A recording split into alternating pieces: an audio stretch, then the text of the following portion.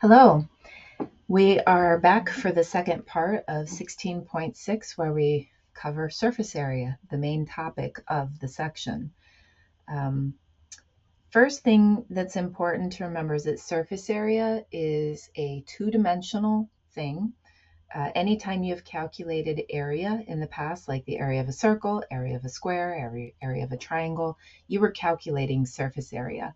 But you were working with a two-dimensional thing already, so there was no need to specify that it was surface area you were finding.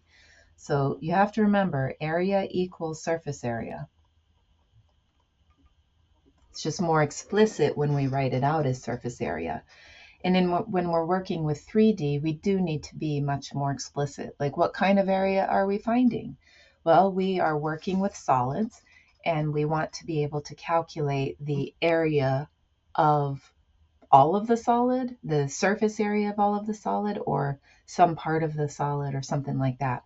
But it is a measurement of, you could think of it as like the paint layer that would be on the outside, right? We're not concerned with volume. Volume would include the inside.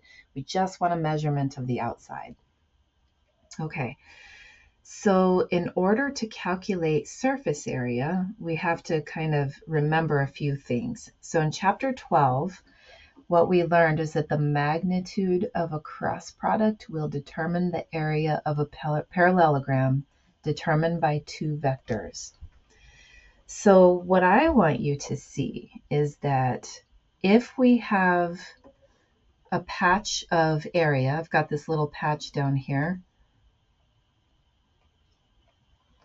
this little patch on a surface. Maybe we have a parametric equation for that surface. And if we were to calculate the first partials of that, we would get some vectors r sub u and r sub v, something like that. Okay, so we could come up with these vectors that actually determine a parallelogram as well, right? And we just worked with the equation of a plane. And in the equation of a plane, we had to calculate the normal vector.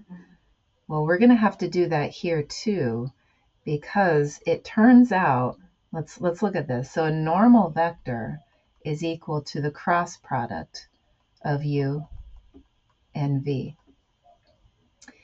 But then if we take the magnitude of r sub u cross r sub v, and we remember that the cross product of the two vectors that determine a parallelogram, if we take the magnitude of it, we're going to get the area of the parallelogram determined by r sub u and r sub v. Okay? And so let's say that we do that an infinite number of times over little tiny patches of surface on this solid that we're working with. And so we find an infinite number of areas over some fixed region, and then we add them all up. What we're going to get is the total amount of surface area in some region. So that's actually all we have to do. That's it. We're done with the lesson. All right. So I want this to be described as simple as it is, although I do realize that some of the calculations may not be so simple. But let's try to keep this as simple as we can, noting that this right here is just the area of, I should say, hold on. Go ahead and highlight again. What I want to say is together, the whole thing is an infinite sum of tiny patches of area. That's it. Okay. So we're going to have to calculate cross products, which are normal vectors to the surface, but then we're going to take magnitudes of those, which suddenly now we're not going to be dealing with normal vectors. We're going to be dealing with little areas. And then if we use integrals, we're going to get infinite sums, and we're in business. Okay? So as before, we have multiple ways for parametrizing a surface. And because we have multiple ways of parametrizing a surface, in particular, if we are dealing with an explicit function, we're going to get some things a little bit easier. Now, here's what I mean. So if we just have a standard parametrization, R of uv equals, and then you've got three components, we're just going to find R sub u, R sub v, find the cross product, and be done. However, if our parametrization is of an explicit function, z equals f of xy, then the result of that cross product of R sub x and R sub y, and then the magnitude, is just going to be the square root of the sum of squares of the first partials and 1. And that's it. So then our area formula, or our surface area formula, instead of having the magnitude of R sub x cross R sub y, we'll go ahead and put the result in there. It's just going to be the square root of del f del x squared plus del f del y squared plus 1, all under the square root. And you integrate dA. Now, if that really bothers you and you'd rather just go ahead and find first partials and then find a cross product and then find a magnitude, go for it. The result is the exact same though, okay? So keep in mind that these two representations that I've written here, this one and this one, these are the same, but for different types of parametrizations. So this one's for explicit functions, and this one is for non-explicit functions, like planes or spheres or cylinders or something like that. Okay? So that means we should be able to just go ahead and if we know our parametrization, we'll find first partials, find cross products, find magnitudes, and integrate. Okay, let's do it. We're going to set up an iterated integral for the area of each of these surfaces. In this first one, we're asked to work with the part of the plane with vector equation R of uv equals u plus v, 2 minus 3u, and 1 plus u minus v, that is given by, and now we're given bounds for u and v. U is only between 0 and 2, and v is only between minus 1 and 1. So very first thing we have to remember is the surface area, A of s, is the double integral of the magnitude of the cross product of R sub u and R sub v dA. Okay? That means that we first must find R sub u. All right, so I'm looking at R of uv, and I'm going to take the first derivative with respect to u of it. The first component gives me 1. The second component gives me minus 3. Third component gives me 1. R sub v, first component gives me 1. Second component gives me 0. Third component gives me minus 1. Then I need R sub u crossed with R sub v. And remember that little trick? I imagine my I, J, K over the top there. And so for my I component, remember we cross out the I row and column and we focus on the 2 by 2 determinant that's left.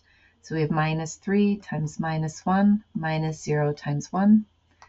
For the J component, we have a minus outside, and then we get 1 minus times minus 1 minus 1 times 1. And then for the K component, we get 1 times 0 minus 1 times minus 3. And then we simplify that. First component, I have a 3.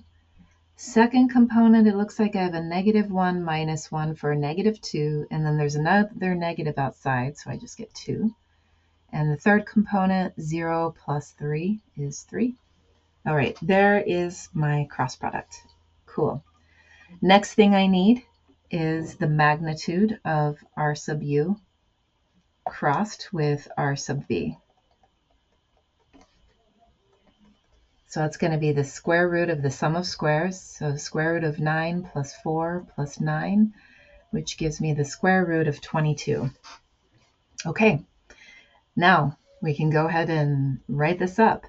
The area of the surface, or surface area, is equal to the double integral of the square root of 22. And now I have to figure out, what am I integrating with respect to? Well, we had a function of u and v. Right? We took first partials, and even though those first partials ended up with just constants in them, and the cross product and the magnitude of the cross product was just constants, the variables in question are u and v. So we can decide what order we want to go in. It doesn't really matter. I'm going to go du, dv. And so for u, we go from 0 to 2. For v, we go from -1 to 1. And then we can integrate that. So integrating with respect to u, we leave the v bounds on there. We just have square root of 22 times u from 0 to 2.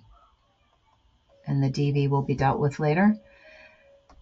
This is going to give me the integral from -1 to 1 of 2 root 22 dv. And again, I integrate now with respect to v. This gives me 2 square root 22 times v from -1 to 1, which gives me 2 square root 22 minus a negative 2 square root 22 for a grand total of 4 square root of 22. And that is the surface area. Okay. Do you think, this is, something for you to ponder, do you think we could ever get a negative value or a 0 value? Just think about those. The answer is no to both, but think about why. Okay. Next problem, we're looking at finding the surface area of the part of the cone z equals x squared plus y squared. So that's our surface. Oops. That lies between the plane and the cylinder. So these right here, between the plane and the cylinder, this is about giving me my domain. Okay, those are bounds, but we want the part of the cone.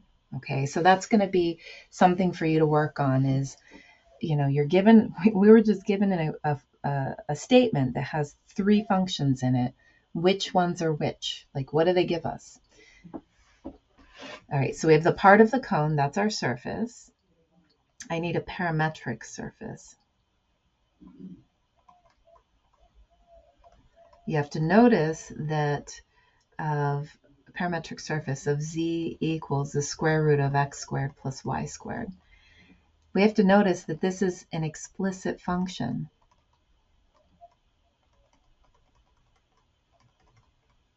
So we need to use that, all right? That means we should have a vector function with parameters x and y, and that x and y get to be themselves, while z has to be the square root of x squared plus y squared. Okay? So I could use this, and I could go through, and I could find r sub x, r sub y, the cross product, and then the magnitude of that, and yada, yada, yada. Or, there is always an or, I could note that z is equal to f of xy is equal to the square root of x squared plus y squared. And I'm going to write down the 2 possible surface area formulas I could use. I could use a of s is going to be the double integral of the magnitude of the cross product of r sub x and r sub y, dA. Or for the z equals f of xy, I would use the surface area is equal to the double integral of the square root of f sub x squared plus f sub y squared plus 1 dA. And so it's like you make a decision. Which one do you want to use or which one do you remember? You do have these in your formula sheet, so definitely pay attention to that. I'm going to go ahead and use this one so that we can see how it works. I don't want to do both just to show you that they're the same. I would recommend that you do that. But I'm going to do the one where we're dealing with an explicit function, so let's take advantage of that. Let's not work so hard, okay? And we're going to put a stop to this one. This is harder. I shouldn't say it's harder. It is more tedious. I don't like tedious. We're going to do this one. It is less tedious. But what you have to remember is that these are the same. Regardless of how we do it, we will get the same result. Okay, so I'm going to focus on f of xy, and I'm going to find f sub x. It is equal to 1/2 times the x squared plus y squared to the negative 1/2 times 2x, which simplifies to be x over the square root of x squared plus y squared.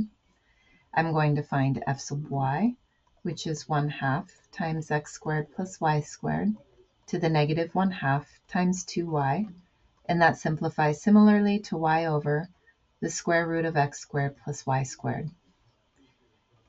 Then I'm going to find my square root of f sub x squared plus f sub y squared plus 1.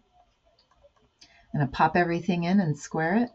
I have x squared over x squared plus y squared plus y squared over x squared plus y squared plus 1. Simplifying that, I see that I can add my two fractions, and I end up with the square root of x squared plus y squared over x squared plus y squared plus 1, which is just equal to the square root of 2, because x squared plus y squared over x squared plus y squared is 1. So that was like not that bad. You know, I found two derivatives, which I would have had to have done anyway, but I never found a cross product, right? So that was the step that was removed. So now I know what my integrand is. I can write out a of s is equal to the double integral of the square root of 2 dA. Wait, I want to go to dx and dy. We have to figure out what those are. Okay, so one of the things that we never looked at was what's happening with our domain. So let's look at our domain for a moment.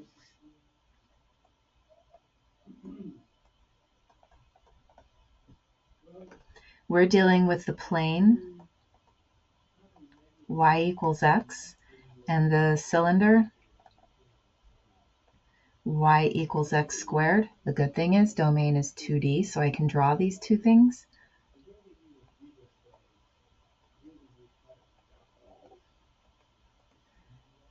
And so the cylinder is y equals x squared in 2D is just a parabola.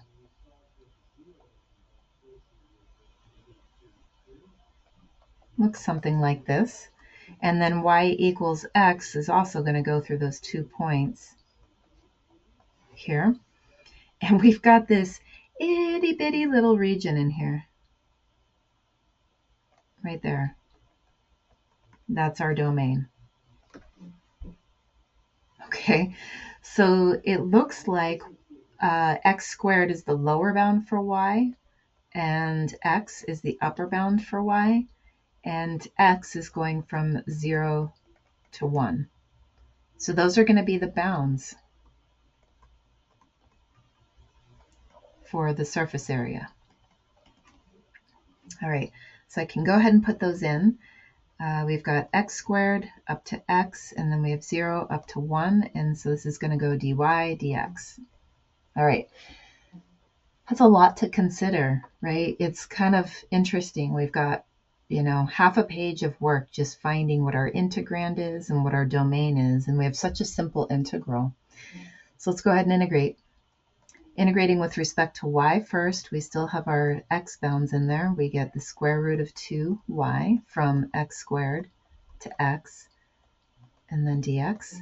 We go ahead and evaluate. This is the integral from 0 to 1 of the square root of 2 times x minus x squared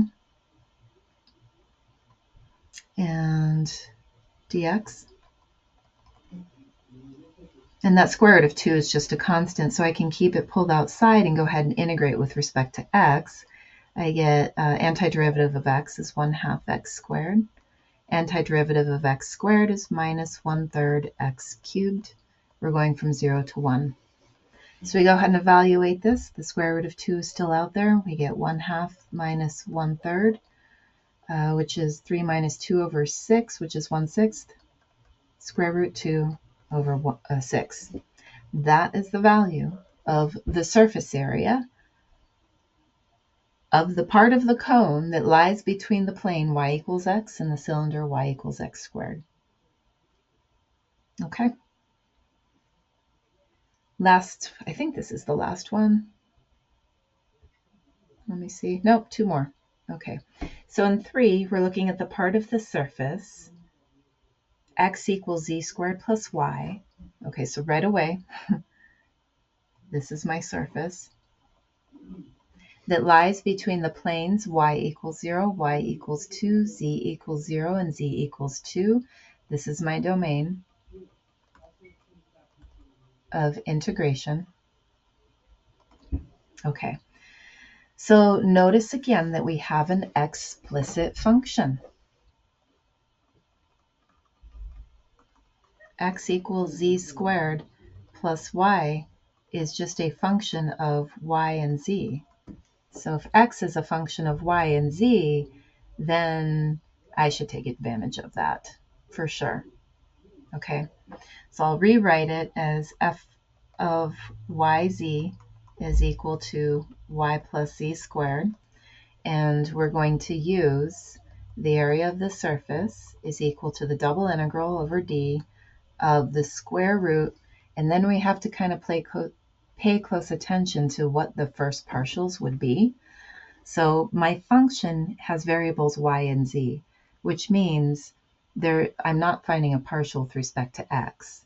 So that where we had before f sub x all squared, that's now just going to be 1, then plus f sub y squared, and plus f sub z squared.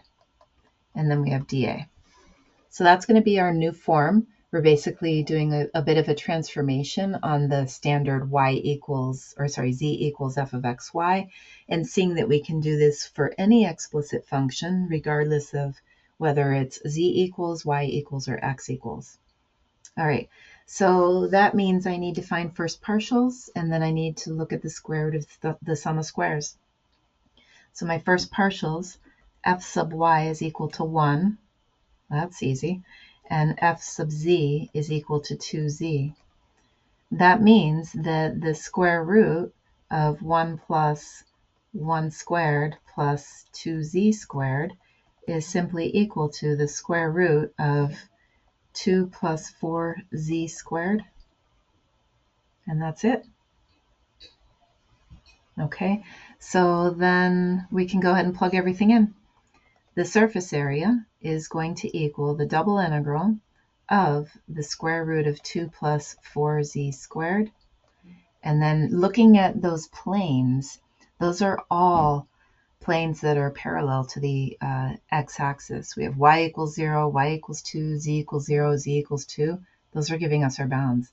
So we're going 0 to 2, 0 to 2, dy, dz, or whatever order we can go in. So it turns out this is a pretty ugly integrand that we're dealing with. We can handle it, but it's a trig sub. So I'll kind of work through that a little bit. So first of all, I can integrate with respect to y. I can get that taken care of, get it out of the way. So integrating with respect to y, the root of 2 plus 4z squared is just a constant. And so this is going to give me the integral from 0 to 2 of the square root of 2 plus 4z squared times y from 0 to 2 dz, which is the integral from 0 to 2 of 2 square root of 2 plus 4z squared dz. Okay. Now, I could simplify this a bit, and I probably should. The 2 and the 4 that are under the square root, I could factor out a 2 under the square root and then factor it completely away, so it would be a square root of 2. So this is 2 square root of 2 times the integral from 0 to 2 of the square root of 1 plus 2z squared. I just need this written in the simplest possible way. And actually, I could go even further, which I probably should do as well, and maybe go ahead and factor out, how do I want to do this? Factor out you know what? That wasn't enough. I really want that z squared by itself because I'm thinking ahead. I already know I need a trig sub here. So let's actually factor out a 4. And let's show you what's going on here. If I factor out a 4, then I've got my 2. I'm going to factor out a 4. That leaves behind a 1/2 plus z squared. Okay, that'll work. And then I can rewrite that as 2 square root 4 times the square root of 1/2 plus z squared. And square root of 4 is 2, so I just end up with 4 square root of 1/2 plus z squared. That'll work. Okay. So my integral now is equal to the integral from 0 to 2 of 4 times the square root of 1/2 plus z squared dz. Okay. Now, what we have to do is we need to get ourselves a trig sub going on here.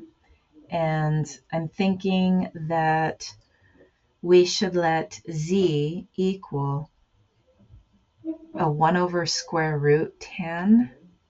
Let's see, because I'm thinking of all of my different trig identities here. And when we have a number plus a variable squared, we usually start working with the tan squared and the secant squared identity. So let's kind of review that really quick. If we know, let me block all this off. We know that cosine squared theta plus sine squared theta is equal to 1.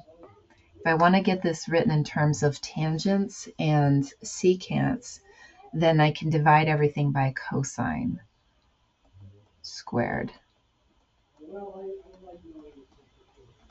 And so what that gives me is 1 plus tangent squared of theta is equal to secant squared of theta.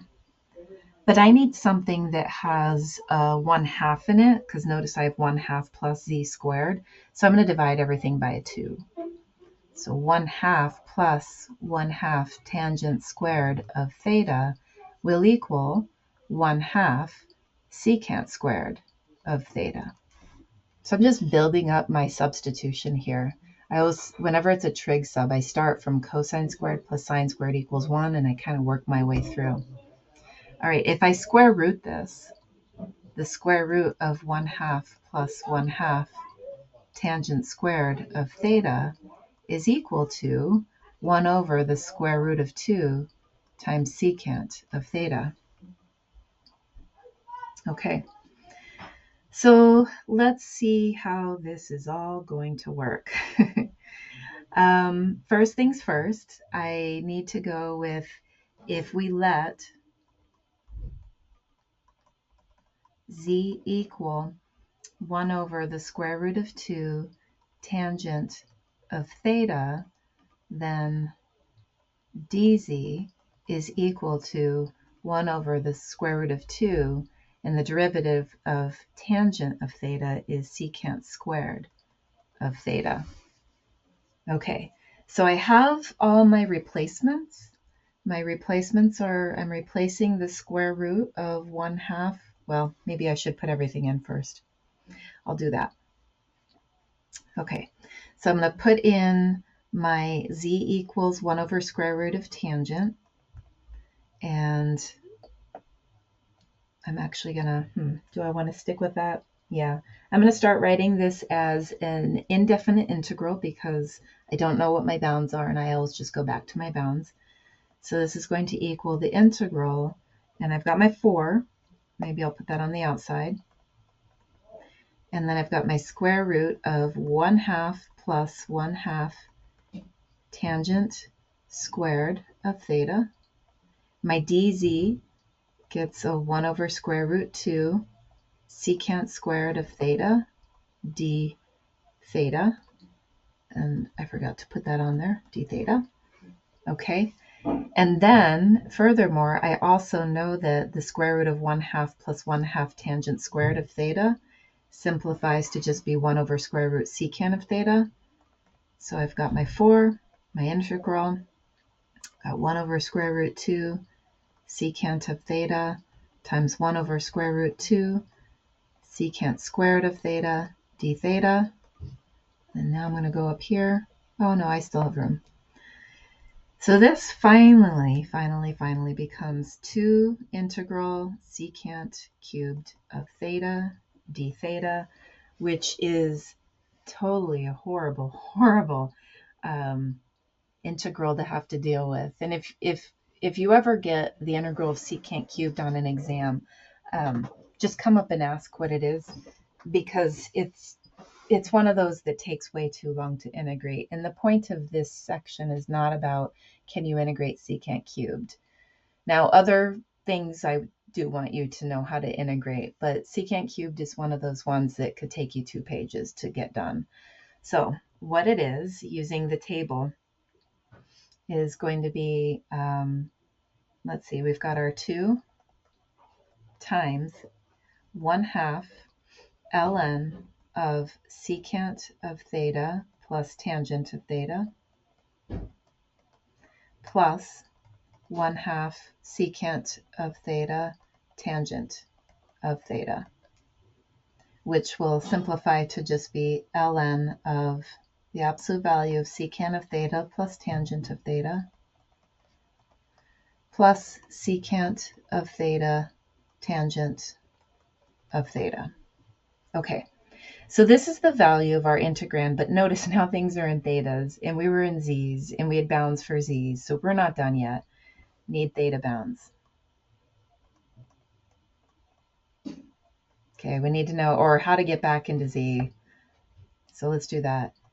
Need to get back into z. Okay, so let's go back up to our original u substitution. So what we have here, if z is equal to 1 over square root 2 tangent, then tangent of theta is equal to the square root of 2 times z. And if we were to look at a triangle, this is what makes trig sub so painful, then what we've got here is tangent of theta is the opposite over the adjacent. So we've got the square root of 2z in the opposite leg and 1 on the adjacent leg. And then we could find that the hypotenuse is the square root of the sum of squares. So it's going to give me square root of 1 plus 2z. Okay, and so from that we should be able to build any of our values. We should be able to come up with secant, we should be able to come up with sine, we should be able to come up with anything, really. So from here, what we can say is, let's see, how do I want to do this? Oh, this should be squared. 1 plus 2z squared. So I have tangent. I can replace my tangents with square root 2 of z, but I need secant of theta. Okay, so cosine is the adjacent over the hypotenuse. And so secant is going to be the hypotenuse over the adjacent. And so that's just going to be the square root of 1 plus 2z squared all over 1. Okay, so I can use those in my integrand, or sorry, my antiderivative, to say that this is now equal to ln of the absolute value of the square root of 1 plus 2z squared plus tangent of theta was the square root of 2 times z plus secant times tangent will give me the square root of 2z and the square root of 1 plus 2z squared.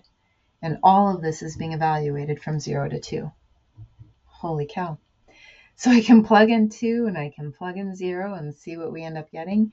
This is equal to the natural log of the absolute value of, when I plug in 2, I get 1 plus 8, which is the square root of 9, plus 2 square root 2, plus 2 square root 2 times the square root of 9, minus the evaluation at 0 will give me ln of 1 plus 0. So those will both go to 0. And my final answer, finally, is the natural log of 3 plus 2 square root 2 plus 6 square root 2. And that's it. We're done. This is the value of the surface area for the part of the surface x equals z squared plus y that lies between those 4 planes. That was pretty painful. And regardless of how we dealt with this, whether we dealt with it as an explicit function or as a parametric surface equation, we would have dealt with the same problem. Okay. Nice thing about a video is I can do it in a video and take as long as we need and go slowly through it. In class, this would be a much harder thing for me to go through in a timely manner. So I'm hoping you're watching. All right, last problem. Find the surface area of the sphere with radius a using a parametric representation. Okay, so the parametric representation for a sphere with radius a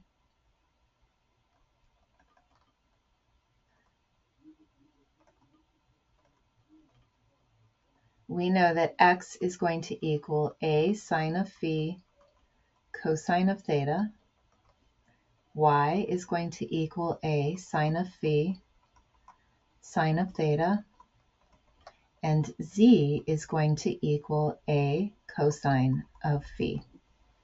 Okay, and we want the whole sphere, so we know that phi is going to go from 0 to pi, and theta is going to go from 0 to 2 pi. Okay, we need our tangent vectors. We need r sub phi and r sub theta.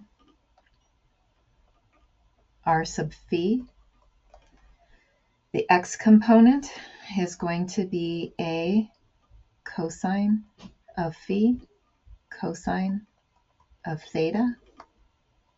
For the y component, we're going to get a cosine of phi sine of theta. And for the third component, we're going to get minus a sine of phi. For the theta derivative, we will get minus a sine of phi sine of theta from the first component. From the second component, we will get a sine of phi cosine of theta. And for the third component, we'll get 0 because there are no thetas in there. And now we need to calculate the cross product. So again, I am going to use my little trick where I imagine that there is an I hat, a j hat, and a k hat above. And I'm going to find r sub phi cross r sub theta very, very, very carefully. Okay. So in my first component, And I'm going to write this out in IJK notation because it gets a little bit too ugly in my vector notation. So for my I component, I have 0 minus a negative a squared sine squared of phi cosine of theta minus my j component. In my j component, I have a squared cosine of phi sine of phi cosine squared of theta minus a negative, which will be plus a squared cosine of phi sine of phi sine squared of theta plus my k component. You know what? That was my k component. Oh, that's so annoying. Hang on. I will redo it because I know it's annoying if a teacher makes a mistake and just moves things around and you're left erasing and everything. So I'll erase. Okay. My j component is much better than I thought it was. My k component's just awful. Okay, my j component, I have a cosine phi cosine theta times 0, which will be 0. That's nice. Minus a double negative will still be minus a squared sine squared of phi sine of theta. Okay, plus my k component, and there's the ugly one. Okay, a squared cosine of phi sine of phi cosine squared of theta minus a negative, that'll be plus a squared cosine phi sine squared of theta. Okay. Now, before I even think about taking a magnitude, I need to think about how I can rewrite this and make it easier to look at. Okay? I need to notice that in the k component, there is an a squared cosine phi sine phi in common, and what's left behind is a cosine squared plus sine squared. So let's write that. A squared cosine phi sine phi. Oops. I factor those out and I leave behind a cosine squared theta plus a sine squared theta, which is just 1. So that's the reason why I'm doing that. So now I'll rewrite finally, and I'll write it in vector notation with the brackets. My first component is a squared sine squared phi cosine theta, and then I get plus, for my second component, it's positive a squared sine squared phi sine theta. And my last component is a squared cosine phi sine phi. Not pretty, but it's what I've got. Okay, so now I need to find the magnitude of this in order to get my little patches of area. All right, so area equals, so patches of area are equal to the magnitude of r sub phi cross r sub theta. All right, what that looks like is we've got the square root of the sum of squares of those components. First component squared is a to the 4th sine to the 4th phi cosine squared theta plus a to the 4th sine to the 4th phi sine squared theta plus a to the 4th cosine squared phi sine squared phi. All right. I can take an a to the 4th out of all of this and square root it, and it'll be an a squared. So I'm getting that out of the way. I'm going to do a couple of other things too. In the first two components, there's a sine to the 4th of phi in common.